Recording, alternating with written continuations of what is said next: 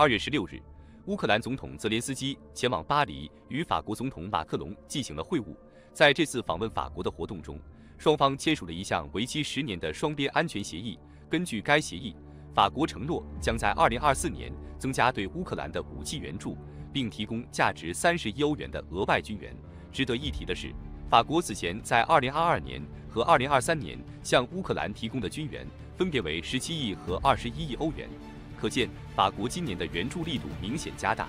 此外，法国还向乌克兰提供了大量先进武器，包括铁锤制导炸弹、风暴伊影巡航导弹、凯撒自行火炮等。随着乌克兰对先进战机的需求日益增长，法国及时向乌克兰提供了幻象2000战机，这让乌克兰军方倍感振奋。幻象2000是法国达索公司于上世纪70年代推出的一款轻型多用途战机，自1982年开始服役以来，已生产了601架，并畅销全球。这款经过多次实战考验的经典战机，参与了伊拉克战争、也门内战、马里战争等多个军事行动。尽管法国空军已陆续淘汰了315架幻象2000，但仍保留了110多架，其中一些经过升级延寿，预计服役寿命可延长至30年代。法国与乌克兰积极沟通，有望将这些幻象2000交给乌克兰，发挥其作战潜力。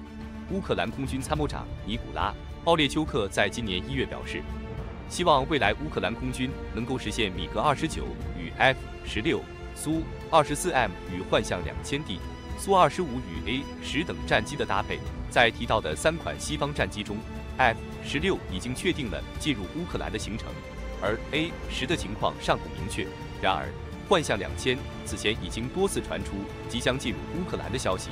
与以往传闻不同的是，奥列丘克这次是官方机构首次公开谈论了幻象2000的事宜。结合之前法国和乌克兰的一系列爆料消息，外界普遍认为，法国有可能在2024年内向乌克兰提供这款战机的最新型号幻象2000D。幻象2000D 是从能够携带核弹头的幻象2000N 发展而来的，它是一款单引擎双座战机，空重机6吨，最大起飞重量17吨，升限约8万米。幻象2000D 采用一台斯奈克马 M53P2 发动机为战机提供动力，这台发动机的干推力约为64千牛，后燃推力可达95千牛，推重比约为0.91，其最高速度接近91马赫，最大航程达到了1480公里左右。尽管存在短腿的问题，但幻象2000D 的速度确实要快过许多4代战机。幻象2000D 经过多年的升级，拥有了玻璃化座舱、头瞄设备、地形跟踪雷达等一系列先进的航电设备。它的9个武器挂点可以携带最大2吨的武器载荷，在空战时可以携带4枚中程导弹和2枚短程空导弹，在对地打击时可以携带包括风暴伊影巡航导弹、铁锤制导炸弹、火箭吊舱等多种武器，火力十分强大。从奥列丘克提到的幻象2000D与苏 24M 搭配的话语来看，乌克兰可能会将幻象2000D 用作对地打击平台，让这些战机在大多数时候执行空袭任务。外界普遍对幻象2000入乌的前景持乐观态度。然而，另一款曾被认为是原无明星武器的 FA-18大黄蜂战机，近期却传来了入乌计划告吹的消息。据澳大利亚金融评论报1月底的报道称，乌克兰空军拒绝了澳大利亚试图向其提供 FA-18大黄蜂战机的计划。一位乌克兰空军官员甚至宣称：“我们不需要你们的飞行垃圾。”这让外界对澳大利亚和乌克兰之间的外交关系产生了一丝担忧。许多媒体认为，乌克兰的这番表态实际上让 F-18战机入乌的计划就此流产，乌克兰失去了获得这款西方战机的机会。自从去年4月开始，乌克兰就向澳大利亚提出了请求援助 F-18的请求，此后有关 F-18入乌的传闻就一直没有断过。澳大利亚的这批 F-18战机是上世纪80年代以来澳洲获得美国授权在本土生产的41架 F-18A B 型。这款战机空重约14吨，最大起飞重量约23吨，最大升限约5万米，采用2G 通用电气的 F-404发动机提供动力，最高航速可达8马赫，最大航程可达3300公里左右。它还拥有包括 NAPG-73 雷达、Link 战术数据链等一系列美制战机常见的电子设备。尽管它的有效载荷与幻象2000D相当，也是6、2吨左右。但实际上，在执行空战任务时，它完全可以采取6枚中程空空导弹加2枚短程空空导弹的搭配模式，空战火力比幻象 2000D 更强。此外，与幻象 2000D 相比，大黄蜂的 APG-73 相控阵雷达和飞控系统性能更优秀。如果是进行制空作战，大黄蜂的实力的确要强过幻象2000。此外，虽然 F-18在澳大利亚并不承担舰载机的职能，但它的短距起降能力依然是客观存在的。这对于机场设施简陋、经常需要灵活起降战机的乌克兰来说，无疑是一个有利因素。更何况，澳大利亚的这批大黄蜂虽然是退役封存的产品，但它的可靠性也有一定的保障。澳大利亚此前一共服役了75架大黄蜂，服役40多年来出现过事故的只有4架。就连加拿大也在这批大黄蜂退役后，丝毫不嫌弃其退役产品的身份，采购了其中25架，使之再次得以焕发新生。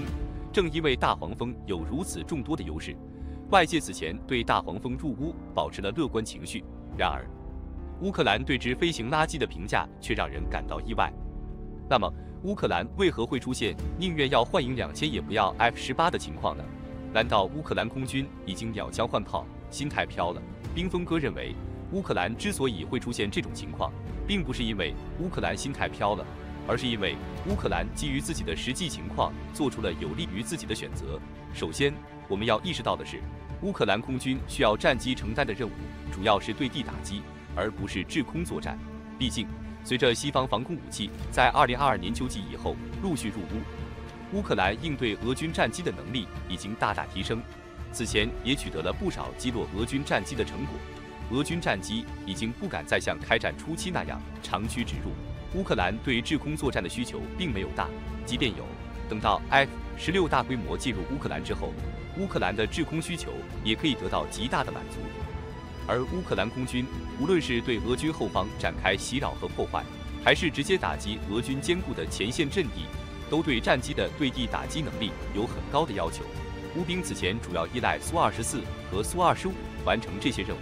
但这些战机存在数量少、缺乏维护的问题，并不能满足乌军对地打击的需求。F-18大黄蜂虽然制空作战能力比幻象2000更出色，且能携带大量的对地打击武器，但在对地打击方面，幻象2000D 要更胜一筹。幻象2000D 配备了羚羊50全地形跟踪测绘雷达，对地面的搜索侦察能力强过了大黄蜂，而且幻象2000D 的速度和声线也比大黄蜂更快、更高，这意味着它能够在高空中以更快的速度将弹药投放更远，即便是在低空环境中作战，凭借更快的速度和羚羊50雷达的支持，也能更好地欺负没有短程防空武器的俄军目标。不仅如此，幻象2000D 的弹药整合能力也比大黄蜂更强，大黄蜂使用的弹药几乎全是美国货。而幻象2000D 既可以搭载包括风暴阴影巡航导弹、RMAT 反辐射导弹、铁锤制导炸弹在内的法系武器，也可以兼容包括 GBU-24、GBU-12、BGL-400等在内的美制弹药，武器通用性更强。考虑到目前美国在空射武器的援助进度上并没有超过法国在内的欧洲国家，乌克兰选择武器通用性更强的幻象2000，的确是一个不错的选择。此外，培训问题也可能是乌克兰选择幻象2000的原因之一。毕竟，乌克兰飞行员此前驾驶的都是苏系战机，想要适应西方战机，就必须花费大量时间展开培训。法国已经在2023年9月与乌克兰达成了培训飞行员的协议。许多观点认为，这些飞行员接受的极有可能就是有关幻象2000的培训。而 F-18大黄蜂方面的培训至今还没有展开，即便立即启动，时间也赶不上幻象2000。总之，乌克兰选择幻象2000是出于乌军的现实需要。可以预料的是，乌克兰未来将会得到更多的西方战机，而随着这些战机的到来，俄罗斯在空中和地面的优势都有可能被颠覆。在乌克兰选择幻象2000战机的背后，还有一些战略考量和实际需求的考量。首先，幻象2000作为一款经过多年实战考验的战机，其性能和可靠性在国际上广受认可。乌克兰选择引进幻象2000，也是为了提升自身空军的整体实力和战斗力，以更好地应对来自俄罗斯的威胁和挑战。另外，幻象2000的引进也可以进一步加强乌克兰与法国之间的军事合作和关系。随着双方签署的安全协议和军事援助协议，乌克兰与法国的合作关系将进一步深化，为乌克兰提供更多的军事支持和援助。这对于乌克兰来说，不仅可以增强国防能力，还可以提升国际地位和声誉。另外，幻象2000的引进也将为乌克兰空军带来更多的技术和经验。法国作为幻象2000的生产国，拥有丰富的战机研发和生产经验，可以为乌克兰提供相关的技术支持和培训服务。通过与法国的合作，乌克兰空军可以不断提升自身的作战能力和水平，为保卫国家安全做出更大的贡献。引进幻象2000也将推动乌克兰国防工业的发展。乌克兰作为一个拥有雄厚国防工业基础的国家，可以通过与法国的合作，学习先进的战机生产技术和管理经验，提升自身的国防工业水平和竞争力。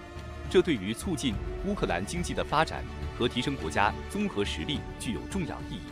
乌克兰选择引进幻象2000战机是一个经过深思熟虑的决定，既符合乌克兰国防建设的实际需求，又有利于加强国际合作和促进国防工业发展。随着幻象2000的陆续交付和投入使用，相信乌克兰空军的作战能力和整体实力将得到进一步提升，为维护国家安全和稳定做出更大的贡献。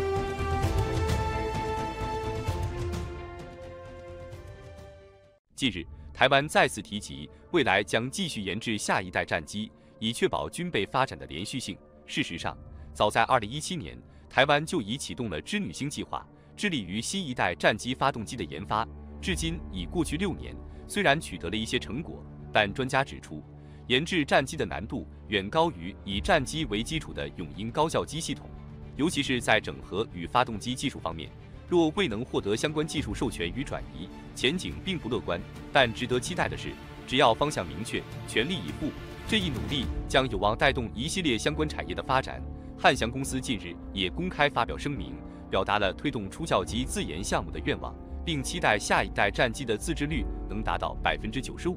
回顾历史，现役的 IDF 经国号战机研制工作是在1980年代得到美国政府的帮助与支持下才得以顺利进行。由于台湾长期寻求采购 F-35等第5代战机未果，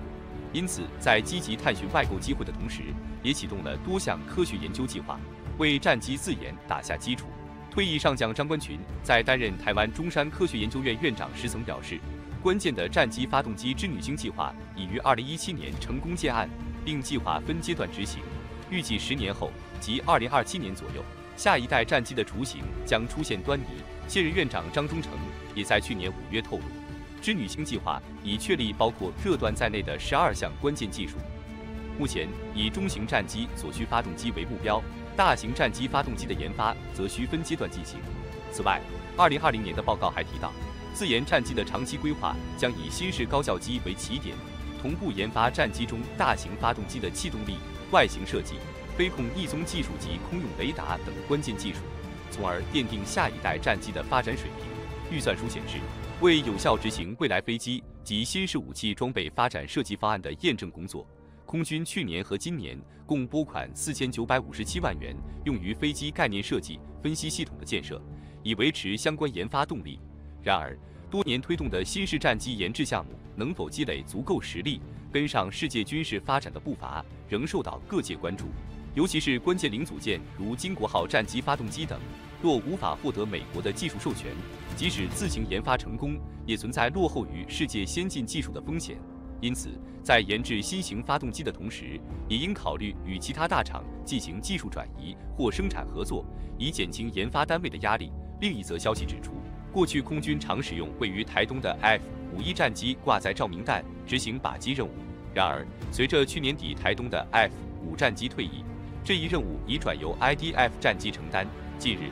经过改造的 IDF 战机成功挂载了 SUU-25加舱，并进行了实弹挂载升空验证。据了解，空军委托汉翔公司对 IDF 战机进行了5挂线路修改。使其能够装载原本仅适用于 F-5的 Su-25照明弹加舱，并完成了武器系统的连接，以便进行投放。由于这项任务需要对 IDF 战机进行细微改动，因此并非所有 IDF 战机都能挂载照明弹加舱作为靶机使用。若验证成功，预计将对部分 IDF 战机进行改造，以保持能够投放照明靶弹的机队规模。此次验证的 IDF 战机来自台中3联队的1413号机，该机去年底在完成空机试飞后，首次挂载了 Su-25照明弹加舱进行升空试飞，并由另一架编号为1603的双座 IDF 战机伴随飞行。值得注意的是，该验证机的机臂空速管经过改装，用于测量飞行速度，呈现出类似天线状的外观。这一细节使得测试用的版本与常规 IDF 战机有所区别。Su-25照明弹加舱的应用并不仅限于其原始功能投放照明弹，空军在实战演练中发现了这一装备的更多潜在用途。由于投放的照明弹能产生高强度的热能， Su-25因此成为红外线空对空飞弹的理想靶弹。诸如 YM9、响尾蛇魔法飞弹以及天剑异形等追踪热源的飞弹，采用热源导引方式进行目标锁定，在演习中通过悬浮在空中的高温照明弹模拟敌方飞机引擎散发的高热情境，从而有效提高飞弹在实战环境中的命中精度。这一技术创新使得 Su-25在每年的精准飞弹实弹射击训练中发挥着关键作用。通过模拟真实战场条件，空军能够更全面、真实地评估飞弹系统的性能，进而提升飞行员在面对实际威胁时的应对能力。原先 F-5F 的挂载方式是在左右机翼下方各挂载一具加舱，共可携带16枚照明弹。然而，本次验证仅在 IDF 战机的机腹携带了一具加舱。研判认为，这仅仅是武器系统的初步验证，未来实际挂载样式尚未确定。照明弹加舱最初的设计目的是投放照明弹，为军事行动提供光亮照明，使目标更易被发现。然而，随着军事实践和技术需求的发展，军方意识到这些加舱释放的热能可以模拟真实目标的热源，从而成为飞弹测试和训练的理想选择。这一演变过程充分体现了军事领域中技术应用的实际性和灵活性。利用照明弹加舱作为飞弹靶标的训练和测试方法是一种常见的军事手段。整个过程中，首先需确定挂载平台，并确保加舱的适配性和固定性。随后，设计飞弹的弹道，并确定整体飞行计划。在发射前，对飞弹系统进行校准和检查，确保一切准备就绪。在飞行过程中，照明弹加舱释放的高热能模拟敌方目标的热源，引导飞弹进行追踪。最后，通过记录和分析相关数据，评估飞弹系统的性能和准确性。这种训练和测试方法不仅提高了飞弹系统的实战能力，还为军队提供了一种相对安全的评估手段。军事技术的发展日新月异，其中训练和测试环节更是确保实战效能的关键所在。利用照明弹加舱作为飞弹靶标，不仅为军队提供了高度模拟真实战斗场景的训练手段，更在评估飞弹系统性能、提高飞行员应对能力方面发挥了重要作用。在训练和测试过程中，军队首先需要严谨地计划和准备。选定挂载照明弹加舱的平台后，需确保其适配性和稳定性，以应对飞行中的各种挑战。随后，设计飞弹的飞行轨迹和弹道，包括发射点、照明弹加舱释放点及飞行终点的精确计算。在发射前，飞弹系统的校准和细致检查必不可少，以确保其能够在预设的弹道上准确无误地执行任务。照明弹加舱释放后，其产生的高热能模拟了真实目标的热源，为飞弹系统提供了理想的追踪目标。飞弹通过追踪这些热源，实时调整飞行路径和速度，确保对目标的精确追踪和命中。这种训练和测试方式不仅提高了飞弹系统的实战能力，还有助于评估其性能、准确性和反制能力，为未来的战场应用提供了有力支撑。值得一提的是，照明弹加舱的应用具有灵活性和多功能性。除了模拟热源，它还可以用于测试飞弹的拦截能力和命中精度。在演习中，通过模拟敌方飞机引擎的高热情境，照明弹加舱使得飞弹系统能够在更贴近实战的环境中接受考验，从而提高其应对复杂战场环境的能力。此外，这种训练和测试方式还具有较高的安全性。由于实际飞弹并不携带爆炸弹头，而是用于模拟拦截和命中目标，因此可以有效降低训练和测试过程中的风险。这使得军队能够在保障安全的前提下，更全面地了解飞弹系统的性能，提高飞行员的实战应对能力。利用照明弹加舱作为飞弹靶标的训练和测试方式，不仅提高了飞弹系统的实战能力，还为军队提供了更贴近实战的训练环境。在未来的军事训练中，这种方式将继续发挥重要作用，推动军事技术的不断进步，为台湾的安全和稳定贡献力量。在未来，随着军事技术的持续进步，照明弹加舱作为飞弹靶标的应用将愈发广泛和深入，军队将不断探索其新的应用场景，以适应日益复杂的战场环境。例如，在夜间作战或低能见度条件下，照明弹加舱的高亮度和高热能特性将使其成为飞弹系统的重要导航和追踪目标，提高作战效能。同时，随着人工智能和大数据技术的发展，军队将能够更精确地分析飞弹系统在训练和测试过程中的表现，从而针对性地优化其设计和性能。照明弹加舱作为重要的测试工具，将为这些分析提供丰富的数据支持，推动飞弹系统的持续改进和创新。此外，随着国际军事合作的加强，不同国家的军队将共享在照明弹加舱应用方面的经验和成果，共同推动军事技术的发展。这种跨国合作将有助于提升全球军事技术的整体水平，为维护世界和平与稳定贡献力量。总之，照明弹夹舱作为飞弹靶标的应用，将在未来军事训练和测试中发挥更加重要的作用。通过不断探索和创新，军队将能够更好地应对各种挑战，提高作战能力，确保台湾的安全和利益。